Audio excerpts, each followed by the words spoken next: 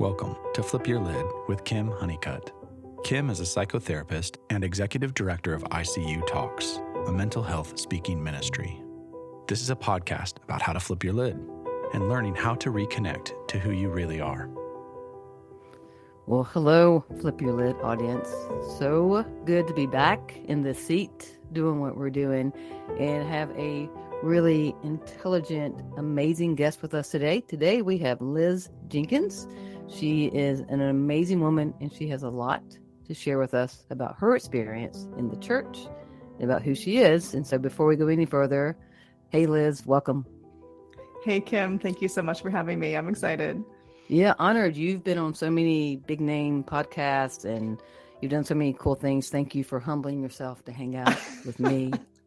The honor is mine. Thank you. Yeah, it's fantastic. So looking forward to our audience learning about you. And so the best way is for us just to jump in there. Sounds good. All right, so here we go. So please tell all of us what flipped your lid and what measures you've had to take to reconnect to who you really are.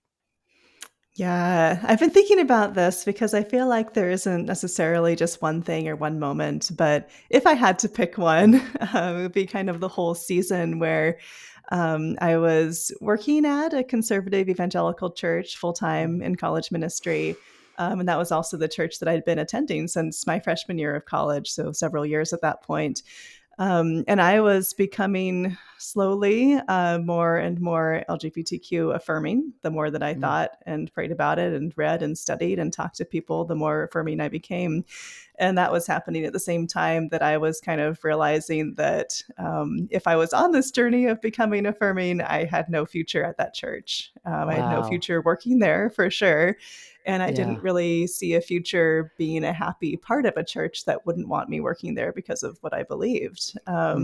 So that was a bit of a rough time. That was several years ago. It was also roughly around the same time that Trump was being elected president in 2016. And I was kind of naively shocked that there were people in my church that supported him, even though there are so many reasons as Christians I felt not to. So those are kind of, that was kind of the time in my life that I think of when I hear that question about flipping your lid. And it's been a long journey of coming back and coming around and kind of unpacking all of that since then. Yeah, it's a lot to reconcile. The courage it takes, especially if something that doesn't directly, if I understand, affect you. Like you don't have to be affirming. Yeah. And it's just interesting to me that, you know, I understand the value of me trying to reconcile my sexual orientation. I also understand the value when I'm studying racism and learning what racism is really about and how we got to where we are. That means so much to my brown and black brothers and sisters because to them, I don't have to do that work. So that's what I'm experiencing with you right now, that beautiful empathy that you took something that you don't have to study.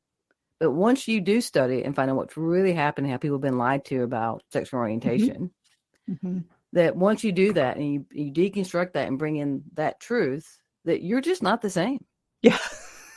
You're not the same. Your relationship with church is not the same. Yes, I mean, depending on what kind of church you go to. And I think sometimes for women, we're kind of socialized that it's not okay to advocate for ourselves, but maybe it is okay to advocate for somebody else. So I think that was kind of part of my journey too, that I was frustrated with the way that the church treated women, but I didn't know like what to do with that. And so when I also became frustrated with the way that the church was treating queer folks, that felt easier to act on, or at least to speak about or kind of try to wrestle with. And that was part of the journey too. Yeah, that's a deep truth. I love what you just said, is that most of us are taught to have to be other reference, to be relationship oriented, whether we naturally are or not, right? Just to be other referenced. And you're allowed to be preoccupied with someone else's experiencing. Right. But not for what you were experiencing. But in doing that, it lets you be upset about what you as a woman in a church has so much to offer is experiencing, because the same thing they've done around women being on the stage is the same lie they've had around sexual orientation. Right. That's a lot for you to bring in, but what a beautiful avenue and path for you to like, it's okay for it to be about you. Can you talk more about that? Like how sad it is we talk about the fact that we're allowed to pay attention to ourselves. Totally. Yeah, I think that's been such a journey of coming to realize and embrace that. And I think, I mean, I reflect in my book a little bit about how, as somebody working in college ministry, I realized that I had things I wanted for students, right? Like I wanted them to love themselves. I wanted them to fully embrace who they were. I wanted them to be their unique selves that God created them to be, and Yeah. to find this balance between loving others and loving themselves at the same time. And yet for me, I felt like I had to be always like giving and always loving and kind of neglecting myself. Or maybe I didn't feel like I had to be that way, but I was that way. And something kind of sparked that, right? Right. Where I picked up some idea along the way that was who I was supposed to be as a woman, as a Christian, as a person in ministry, as a woman in ministry. So it was kind of a journey of trying to really internalize for myself that like all these things that I wanted for students, right? That like rest and restoration and things that fed their souls, like that's also for me. Yeah, I'm just thinking about the fact that we were talking about underdeveloped soul, like, going to church and certain things don't really help you develop your soul, doesn't really teach balance and essence, right? But you're at Stanford University reconciling all this, and Stanford University is just known as a place of academia. Obviously, their intellectual property is valued, right? Like your intellectual real estate is why you're there. But you're bringing in emotion, you're bringing in wholeness, but you're in a place where probably thinking is overvalued and emotions are undervalued. Yeah, that's really interesting. Yeah, I think the evangelical church appealed to me in college in large part because there were people saying, like, you're not just your intellect, like, and you're not just your achievement, you're not just your productivity. Like, there's more to life than this. And that was all really appealing. And I still very much believe in that. But then I think sometimes that can get twisted into like there's more to life than this, and it's all in the church, and it's all in serving the church and putting all of your energy there, which I think, may be true for some people if that's what God's calling them to. But I think God's calling people to all sorts of different things in our world that are not necessarily that.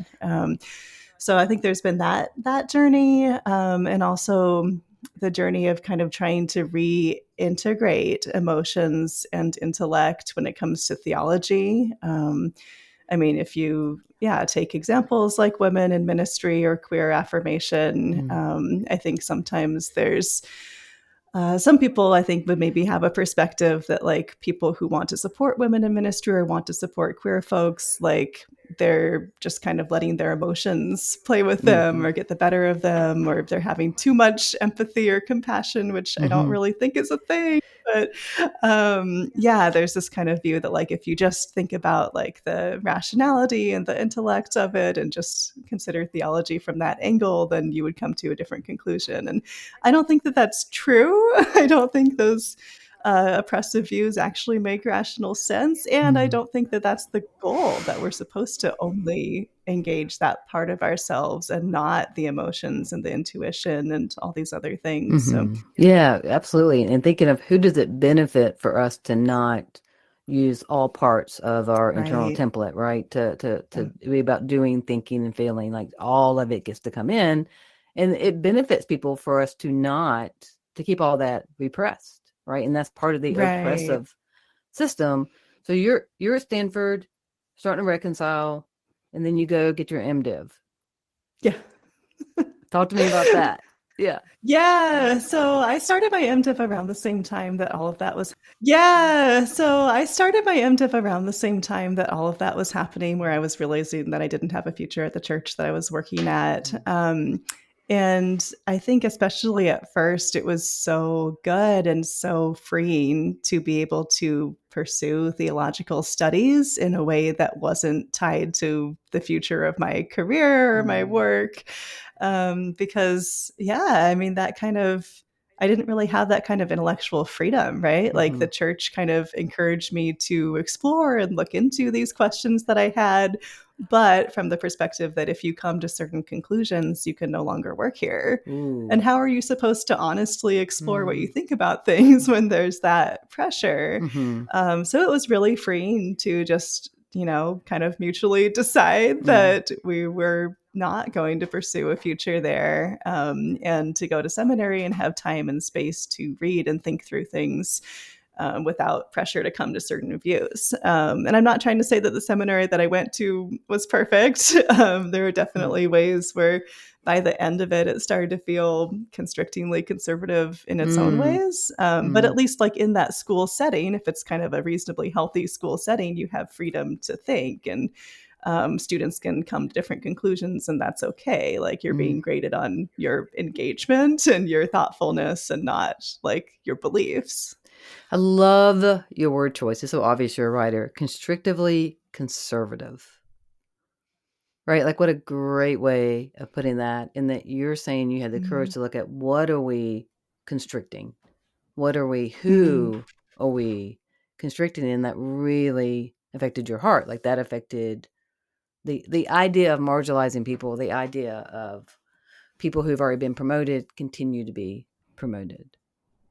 Yeah. Right. Right. Yeah. Yeah.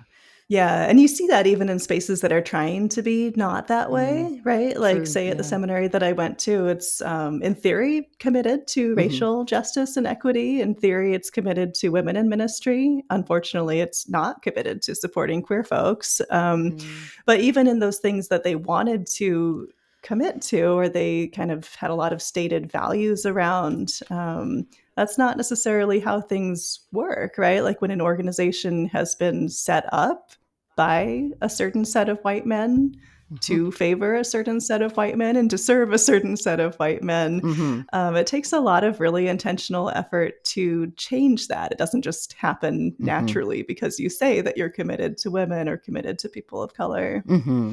Okay, so you just reminded me of something that happened last night, and so we're going to sidestep for a second. All right.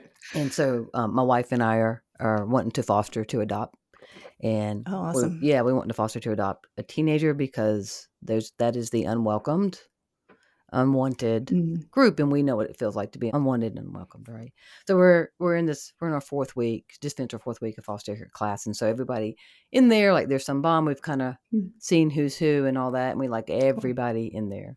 Conversation comes up last night about gender stereotyping and being soft on females, and me saying like that's really not a great way to prepare a female to go into this world, to be soft on them, because it's just not.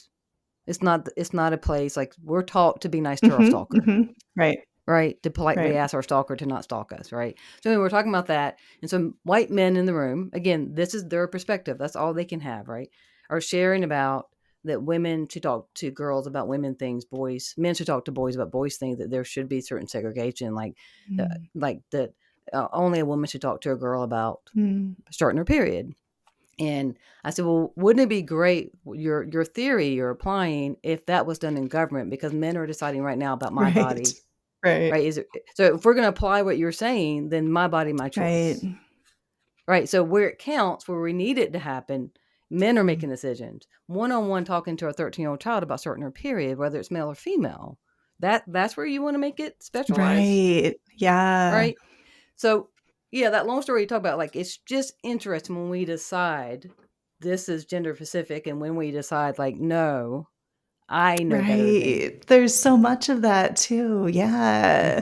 And I reflect in the book a bit on kind of the very first time that I remember at the church that I went to for 11 years total, the first time I remember feeling anything but comfortable and happy as a young woman there. And it was when I was in kind of a college group discussion, when I was a student, not when I was leading the ministry, but I was part of a discussion, and the topic was women in ministry. And somebody in the group said something like, well, if women want to lead in certain ways, why not let them?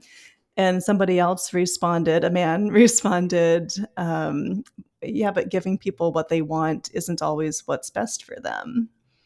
Interesting. And what did you do with that? I had no idea what to do with it at the time. I think I was just like, that does not feel right, but I didn't know how to process it. But in all the years of reflection since, I mean, that's what comes to mind when you talk about politicians, male politicians making decisions on behalf of women, thinking that they know what's best. And there's this mindset that we are naturally the ones in power and we get to choose where to share that power or not share that power. And that we know what's best for somebody else better than they do. Yeah. So. Can you elaborate on that about, instructing anybody, male, female, trans, non-binary, whatever it is, around looking back on moments where we want to have a voice, don't even quite yet know how to have a voice because we've been taught to not process, right? To only interpret what's been interpreted already, right? And to not be allowed to have our own interpretation and then process, like just even speaking in an encouraging way of how do we treat ourselves and start learning to have a voice. Yeah. I mean, I think we have to learn to trust our own gut and intuitions about these things, because something cannot feel right. And maybe nobody else feels that way or notices that, or maybe it seems like nobody else notices that, but they're really just not showing it.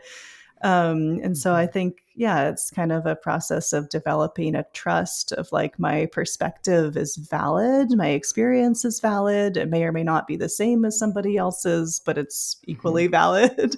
And I don't think that we have to always speak up in the moment about these things. I think that we can, and that's always a valid choice. But I don't think we should feel like we have to, like we're the ones who have to correct everyone and everything and make everything right all the time.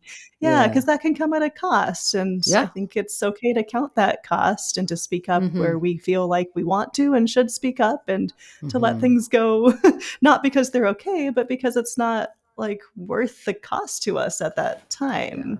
Yeah, I think that's powerful. And for everyone just listening to think about, like, so you're having an experience and not always having them in the moment, being able to be in the moment, right? Because when we go into a trauma response, when something happens that lands really hard, like we can very easily become frozen. And you being able to take all of this and all this accumulation of awareness and write about it. So it doesn't have to be in the moment, right? Like writing is your, and speaking obviously is one of your avenues to bring some justice.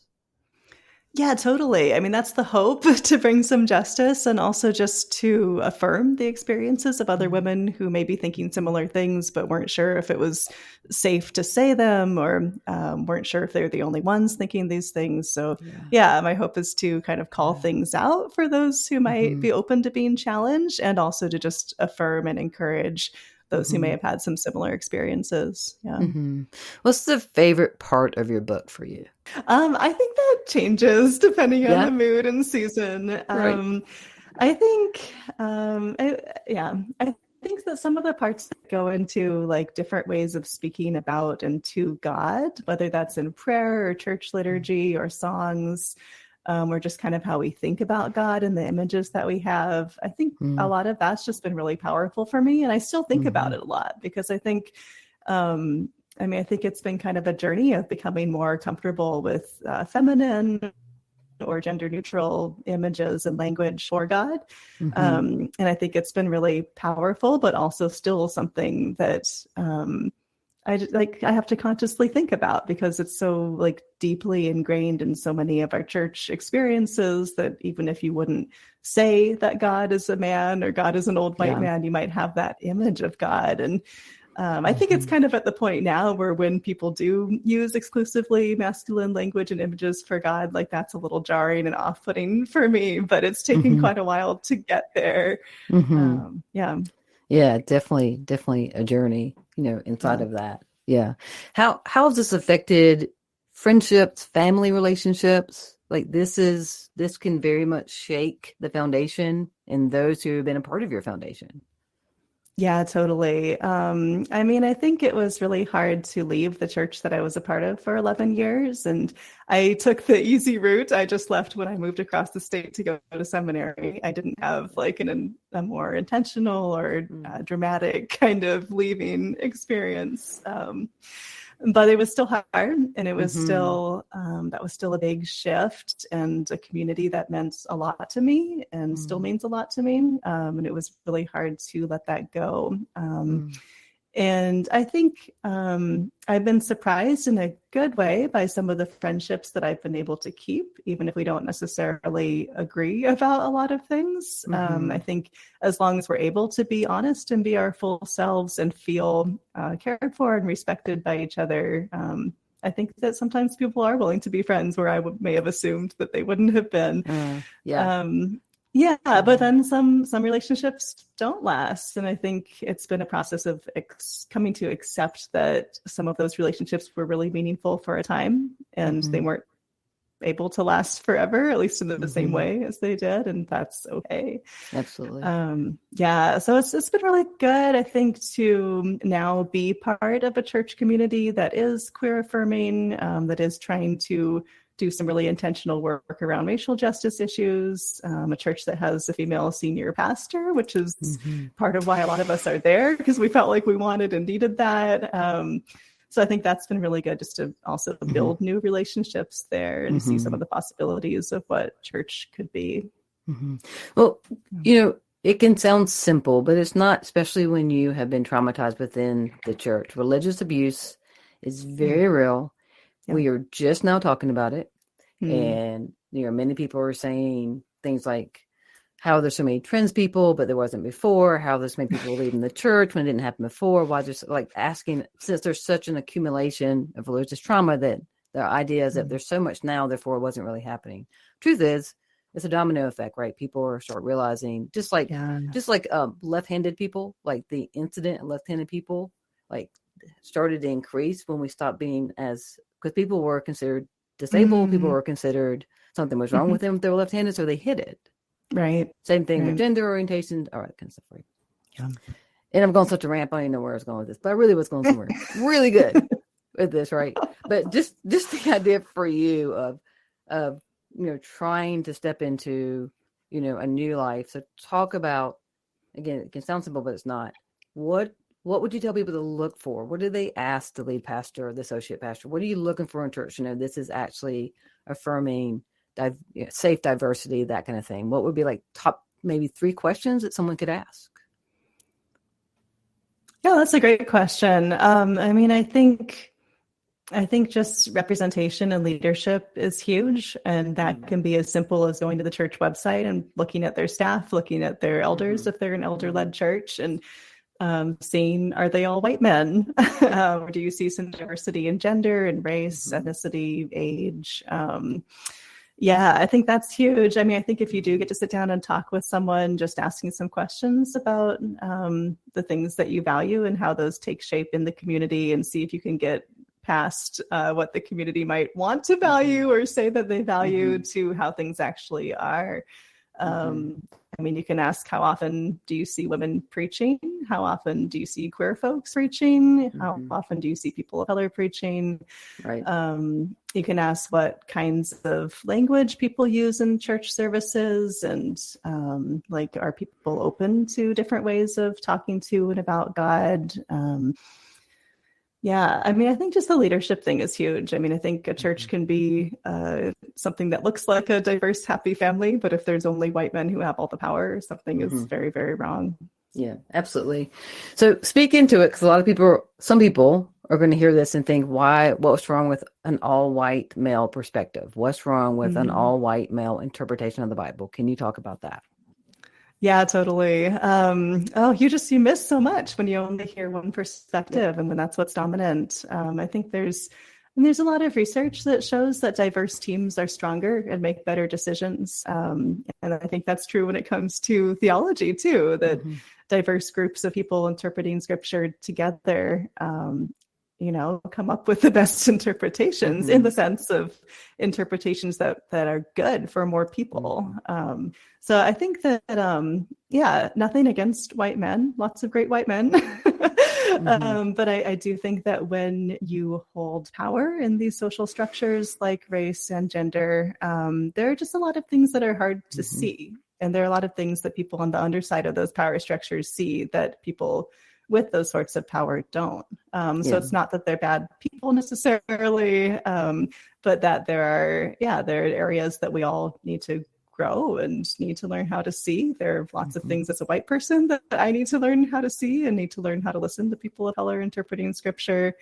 So we all kind of have those areas where it's like, oh, I never read that passage in that way, and that's so good. Like, that's something I need to hear. Yeah, so well said. And just an understanding of, that what's happened, because, there's 3 intelligence centers, and people see the world either by doing, they see the world through thinking, or they see the world through feelings.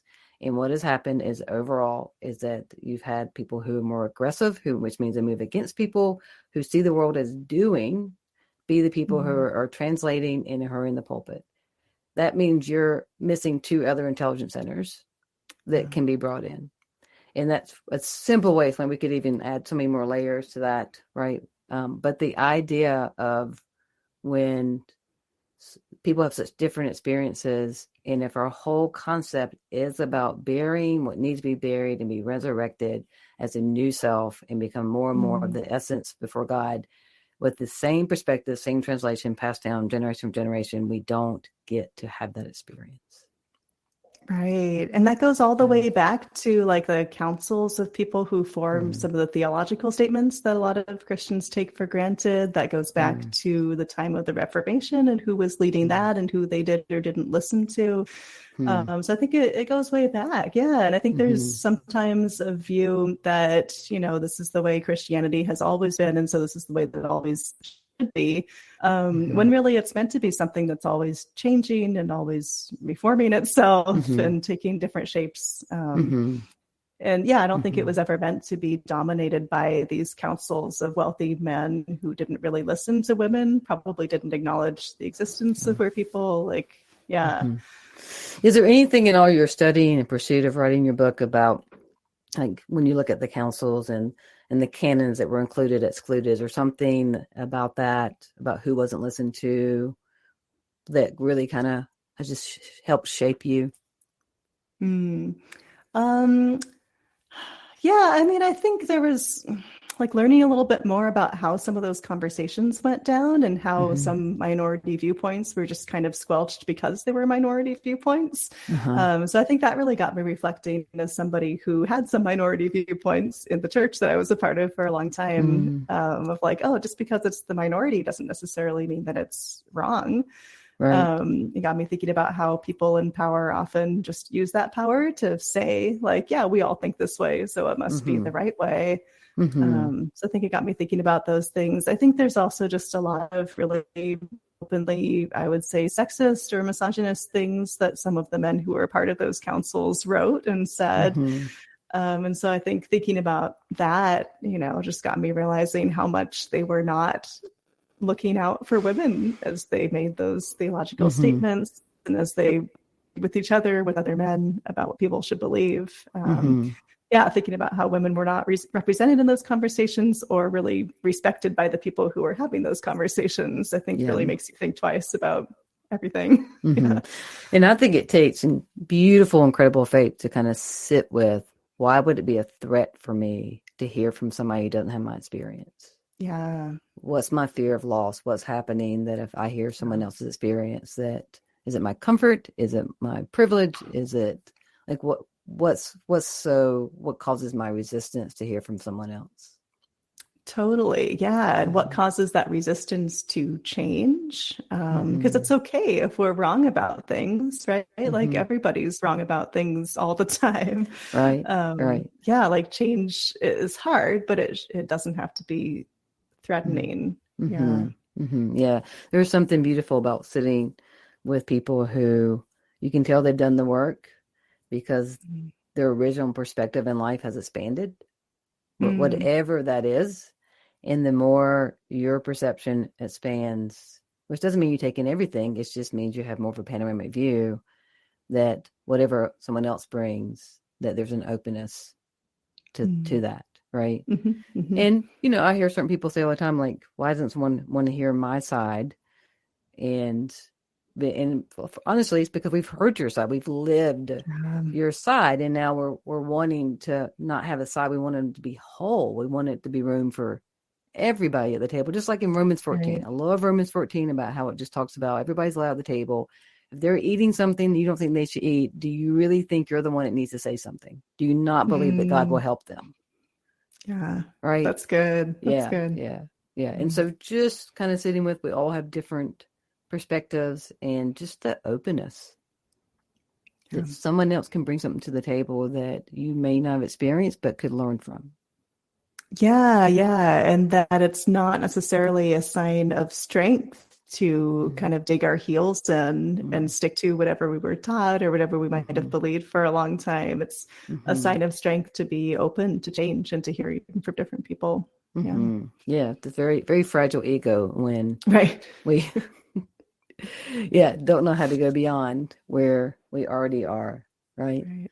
Yeah. Is there a certain scripture as you're dismantling and deconstructing that you really could still hold on to, even if it was evolving your meaning of it? Was there something that kept you? Because a lot of people go through this and they don't return to the church. They don't return back to the Bible and desert certain scripture, certain things that really grounded you. Yeah, that's a good question, because I feel like my relationship to the Bible has really changed, but I do still love and value it, and find a ton of good and inspiring things there. I think that in Galatians 3:28, where Paul writes that there's no male and female, slave or free, Jew or Gentile, all are one in Christ. I think that's always been really powerful for me. Not that those distinctions and the uniqueness of who we are doesn't matter, but that it's not supposed to cause a power differential within Christian community, whether that's gender or race or economic status. So I think that continues to be powerful for me, and something I think about a lot and feel encouraged by when I'm on the underside of power structures, and challenged by when I'm not. So I think there's that, and I think the way that Paul writes about spiritual gifts too, like in 1 Corinthians and elsewhere, I think has always been really powerful. That it's also kind of this equalizing thing. I think that God gives different people different gifts, and they're all of different value. And so everybody I meet has something to offer, and I have something to offer. And we're meant to do that freely. It's not meant to be based on gender or anything else. It's just kind of the uniqueness of who God made us to be, and feeling that freedom to offer what we have to offer. Yeah. I love that you brought up Galatians 3:28. I've been reading Galatians 2, 3, and 5 a lot this week, and particularly Galatians 3:28. In my understanding, I do not like the word slave, and I feel like as a white person, I shouldn't even say, even though I'm not completely white, I still feel like I shouldn't even say the word slave. But I love that, neither Jew or Gentile, slave nor free, like all of that, because what it means to me is that as we develop who we actually are and we become balanced, then it's not about the things that we thought was complete identity. Like that's the freedom in Christ, like that it becomes a balance and becomes more of who we are versus who we were told or who we had to try to be so that we could be at that church or stay in that family, right? That it just evolves into something that allows us to know wherever we go, whoever's around us, that we belong. Because our identity is in Christ. Yeah, that's good. I'm thinking about, I don't remember which book this is in, but I remember reading Brene Brown writing at some point that it was something along the lines of, if you have to change yourself in order to belong, it's not true belonging. Yeah, that's right. That's so good. I think about that a lot. Yeah. I love Brene Brown so much. So let me throw this out to you. 2 things. So the first one is just thinking about, again, you're working really hard and intellectually bringing something and reconciling and staying in the church, finding a church that actually loves all and welcomes all. But that 67 million people since COVID have left the church. And that's the last statistic I had. It could be even more by now. And just speaking into that of how those who are conservative, or because not everybody conservative automatically believes that, so I feel like I'm making a generalization, but those who are a bit more of evangelical have gotten they've drawn in tighter as people are leaving, And the tighter they draw in, the more they decide you have to look a certain way, act a certain way, be a certain person, the more people are leaving. Yeah. Not that you have an answer to that, but just what comes up for you. Just hearing that. I feel that. Yeah, I feel that kind of digging in and circling the wagons and wanting to self-protect. As far as all of the millions of people leaving churches, I don't necessarily think that it's a bad thing for people to leave or to take a break from church for as long as they need to. I think like spiritual life and connection with God is important and good, but that doesn't have to be limited to within church walls or definitely not to a certain kind of church. So I'm all for people figuring out what that looks like for them in ways that are healthy and feel right and coming back to church or to a different kind of church when that feels like the right thing for them, but not any sooner. Yeah, that's so good. Yeah. People need to hear permission for that. They really do. That's really, really okay. I have a patient, and she's Native American, and anytime anyone Native American, brown or black, walks in to my office as a therapist, like there is a higher celebration because they are taught culturally to not walk in, right? And so anyway, she gave me some sage, and I will tell you, so much of my Christian walk would have been I would have to reject her culture, reject her gift, right? Because Reiki, sage, yoga, all these are things that the enemy will come in. Right. And to now be more evolved and more of understanding how broad and beautiful God really is, to be so excited that she chose me to hand that sage to. Totally. What a gift. What a gift. But to be taught that's somehow evil. Right. How limiting when he came to set the captives free that I'm going to believe that that's evil. Right. He came to set the captives free. He came that we would have abundant life and life to the full. Jesus said at one point that those who are not against us are for us. Right. There's just an openness, and Jesus open to interacting with all sorts of people and not requiring people to believe a certain thing or go to a certain kind of church, right? Right. And so to look at that I was taught sage is evil, and now I know differently, but I want to talk about what I think truly is evil in this idea that people are leaving church, is knowing that at the Southern Baptist Convention recently, within their conference, over 800 reported cases of sexual abuse from pastor or youth pastor with child, over 800 active cases. And at their last convention, when they gathered together, they talked zero about the 800 cases and instead spent their time talking about women in ministry and voted against women being on stage. That's evil. Yeah. Absolutely. Yeah. And just reconciling that, just sitting with that. Yeah. Yeah. Because that is a ton of cases. But even given that the vast majority of well-meaning Christians are not actively perpetrating that kind of abuse, everybody participates in creating an environment where it can happen and isn't held accountable. Right.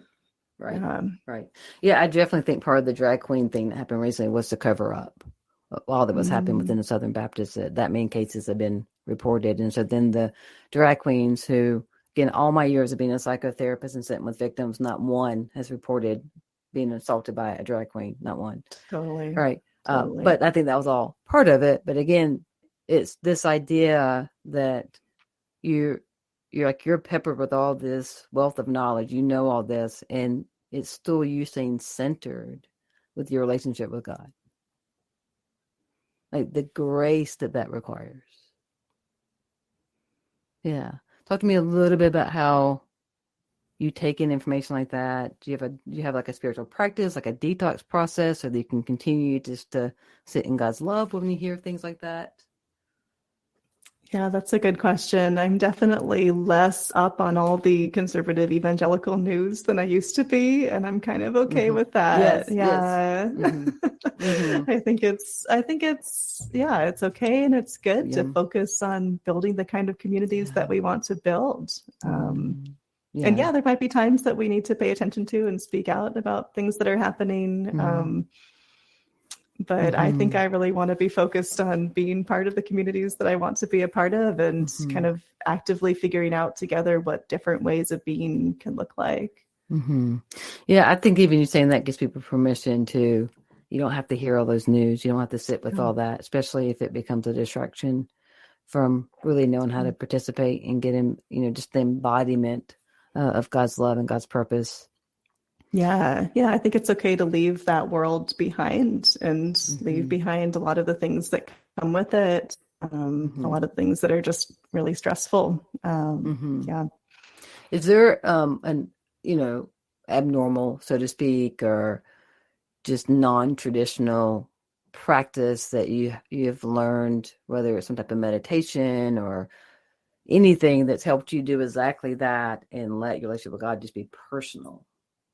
Yeah, I think it's been really good to try to think about my relationship with God outside of the boxes of acceptable evangelical forms of connecting. And I mean, for me, that's like taking walks and spending time outside, spending time in trees or by the water, and places that just kind of bring peace. I think it's also music. And I really enjoy yoga. So yeah, I think anything that kind of connects you with your body and with nature and the outdoors, that's really powerful for me. Yeah, nature's huge.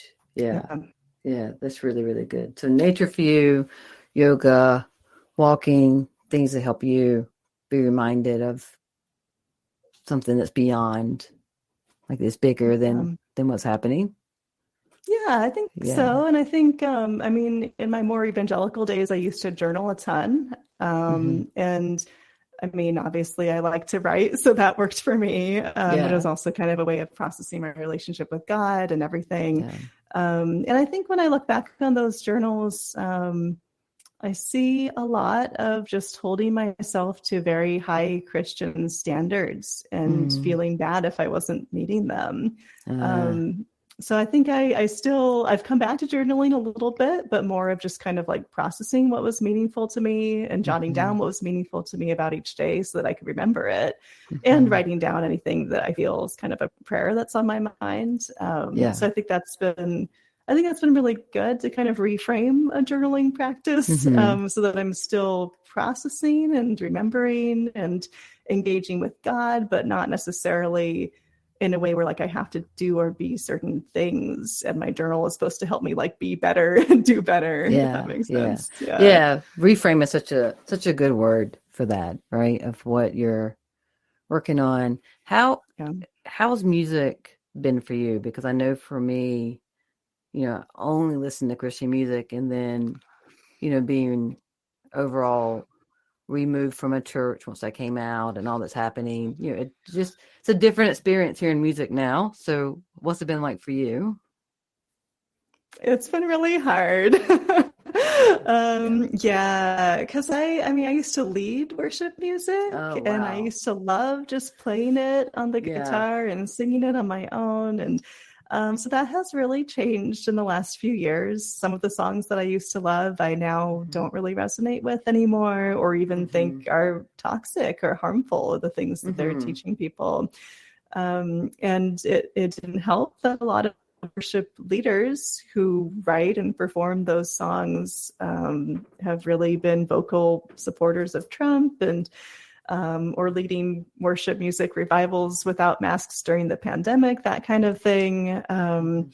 That's been really hard and really connecting, I think, for me from that whole world that used to be a source of peace and is now a source of discombobulation and tension. So, I think I'm kind of very much on a journey that is kind of maybe even its beginning stages of trying to find worship music that I do feel connected with, and I feel it is safe and good. But there's also just like, I mean, I play some very rudimentary piano and have some Taylor Swift songs that I'm working on there.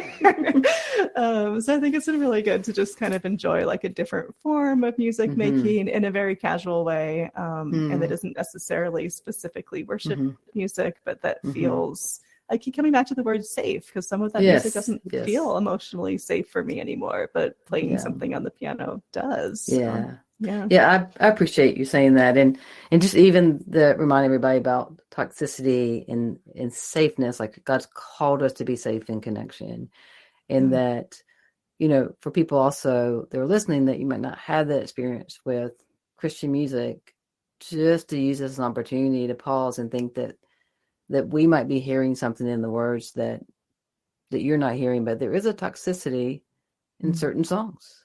And once you know, you can't not know. And it's hard to know. It's hard to have this level of awareness. This is not the easy path.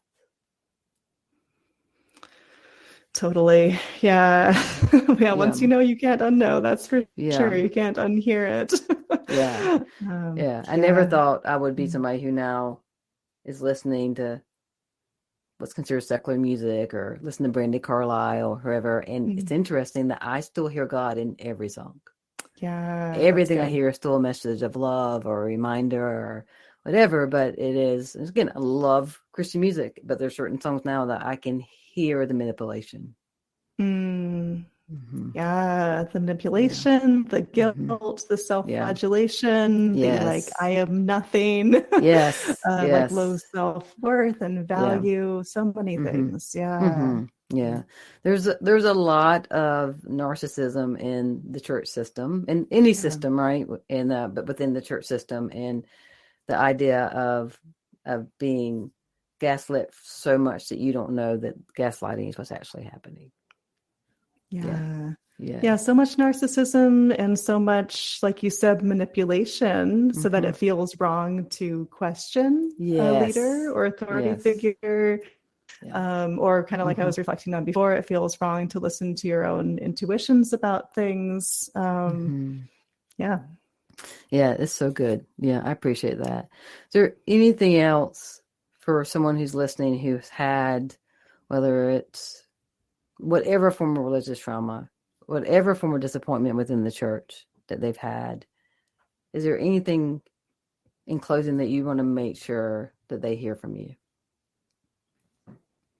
I think one thing would be just on that note of gaslighting, to pay attention to our bodies, to our feelings, our intuitions, our guts, our minds, and don't let anybody tell you otherwise, right? Like, don't let anybody tell you that you're not experiencing what you're experiencing, or that it doesn't matter, or it's not important, or that you're the only one. Just kind of valuing your own like perspective and experience. And I think sometimes there's a view that I think is very manipulative when it comes from those in power, of like, nobody should be disrupting the unity of the church. And so bringing up any issues or tensions or things that are wrong is disrupting that unity.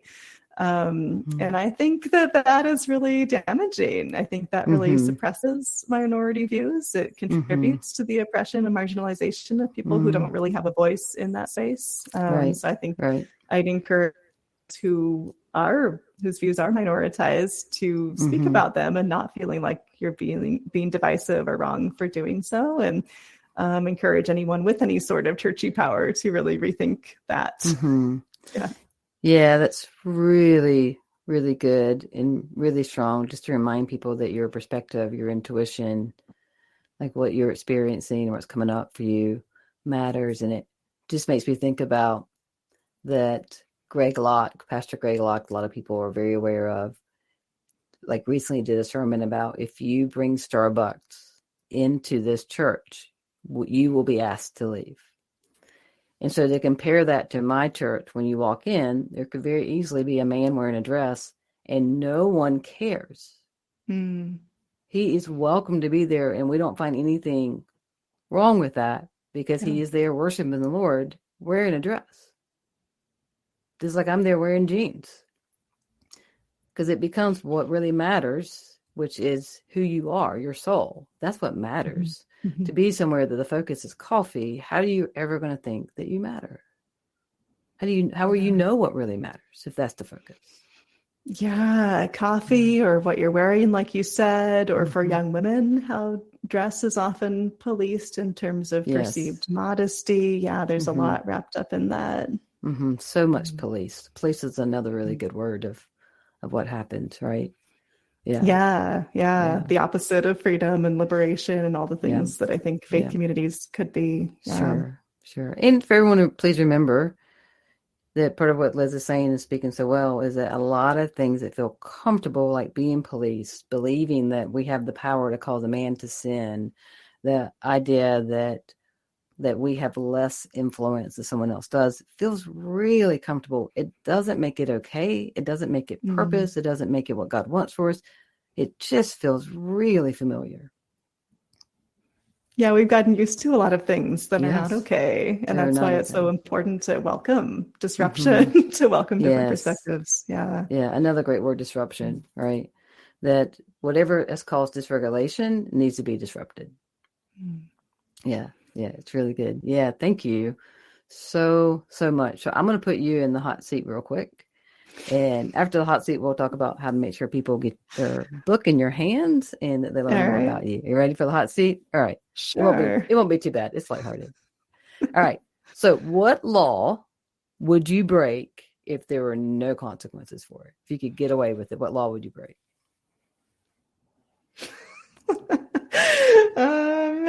I mean, I feel like some speed limits are a little low. Yeah, well, speed limits are a suggestion. They're just a suggestion. So you're right. You would drive faster. In some cases where it's safe to do so. Yeah. All right. Safe. I hear you. Very good. A nice innocent answer. I like it. All right. If you could give yourself a different name, what would it be? I have never thought about that. When I was in middle school, I was very into the name Zoe and even told a substitute teacher once that was my name. And I thought I was very clever. So that's a little embarrassing. I love that. All right, Zoe. You would be Zoe. That's great. I love it. What is your favorite binge-worthy show? I will confess that I've been recently watching Married at First Sight. Yes, it is totally depraved and totally fascinating. Yeah, so fascinating. I love it. I absolutely love it. Yeah, I think it's a great show. I'm with you on that. Absolutely. All right, last hot seat question. What is your favorite quote? That's a great question. I mean, I feel like the first thing that comes to mind is the arc of the moral universe is long but bends toward justice. Ooh, I like that a lot. Yeah. Ooh. I have a friend named Cameron Belm who recently posted some reflections on Instagram, and part of her reflections was kind of like, yeah, the arc of the moral universe bends toward justice, and we need to help push it there. And I was like, yes. Yeah, yes, that's absolutely. good. I can feel that. I can get behind that. Yeah, that's so good. All right, Zoe, will you please tell everybody how they can get your book, Instagram handle, anything else so they can continue to follow you? Yeah, I am pretty active on Instagram as @LizCoolJ. That's where I share kind of just general writing and updates and stuff. And then I also have @Post-Evangelical Prayers, where I share prayers that I've written from a post-evangelical perspective. And the book is called Nice Churchy Patriarchy, Reclaiming Women's Humanity from Evangelicalism.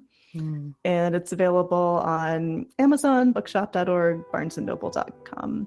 That's fantastic. It's so good. Well, thank you for being a part of Flip Your Lid. I really appreciate what you brought to the table today. Thank you. Thank you so much for having me. I appreciate it. All right. Wonderful, amazing audience. I don't know exactly what you heard today, but I do know you heard at least one thing that helped you reconnect to who you really are. We'll see y'all next time. Thank you for listening to Flip Your Lid with Kim Honeycutt. Please subscribe, rate, and share. You can find Kim on Facebook or Instagram @KBHoneycutt. To get an autographed copy of Kim's book, visit butyourmotherlovesyou.com. Remember, no matter what, treat yourself well today.